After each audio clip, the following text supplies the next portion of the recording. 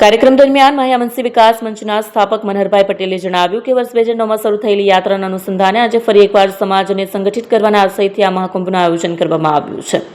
સામાજિક સહકારી અને રાજકીય ક્ષેત્રે માહ્યાવંશી સમાજનો અવાજ બુલંદ અને અન્ય સમાજોની સાથે ખભે ખભો મિલાવીને પ્રગતિ કરે તે મુખ્ય ઉદ્દેશ્ય છે। કાર્યક્રમનું વિશેષ આકર્ષણ યુવા નેતૃત્વ રહ્યું।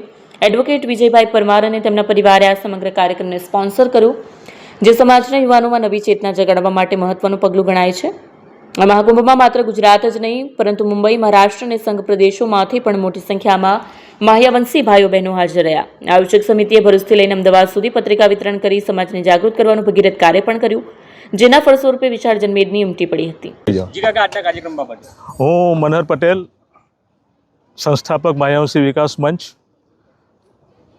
આજે અમારા સમગ્ર ભારત વર્ષનો એક મહાકુંભ યોજાઈ રહ્યો છે। માહ્યાવંશી સમાજના ઇતિહાસમાં પ્રથમ વખત આવો મહાકુંભ યોજાય છે। એ મહાકુંભનું જે સૌજન્ય પ્રાપ્ત થયું છે એ અમારા યુવાધન જેને કહી શકાય માહ્યાવંશી સમાજના, અમારી બાજુમાં બેઠા છે એડવોકેટ વિજયભાઈ પરમાર, એના પરિવારે આખા પ્રોગ્રામને, આખા કાર્યક્રમને સ્પોન્સર કર્યો છે। માહ્યાવંશી વિકાસ મંચના નેજા હેઠળ 2009માં એક યાત્રા કરી હતી। એ યાત્રાના અનુસંધાને લક્ષ્યમાં રાખીને ફરી એકવાર સમાજને સંગઠિત કરવા, માહ્યાવંશી સમાજનો અવાજ બુલંદ બને સામાજિક ક્ષેત્રે, સહકારી ક્ષેત્રે, રાજકીય ક્ષેત્રે ને આવનારા દિવસોમાં માહ્યાવંશી સમાજ અન્ય સમાજની સાથે બરોબરી કરે અને લીડ કરે અને સમાજનું સંગઠન બને, એ જ અમારો આશય છે। અને આજે મુંબઈ, મહારાષ્ટ્ર, સંઘ પ્રદેશ અને સમગ્ર ગુજરાતમાંથી અને અન્ય પ્રાંતમાંથી અમારે જે માહ્યાવંશી રહે છે આપની સમક્ષ બેઠા છે।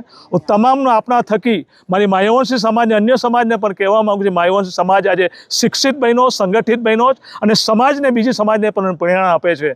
આપના થકી હું માહ્યાવંશી સમાજનું આજે જે ભેગા થયા છે, આવનારા દિવસોમાં ક્રાંતિકારી વિચારો સાથે મારી આયોજક સમિતિ દિવસ રાત એક કરીને સંઘ પ્રદેશથી લઈને ભરૂચ, અમદાવાદ સુધી આ પત્રિકા વિતરણ કર્યું, એના ફળ સ્વરૂપે પહેલી વાર માહ્યાવંશી સમાજ આટલી સંખ્યામાં જોવા મળે છે। જય હિન્દ, જય માહ્યાવંશી। જય માહ્યાવંશી। Suresh Rathod, Hindi TV news, Kamrej.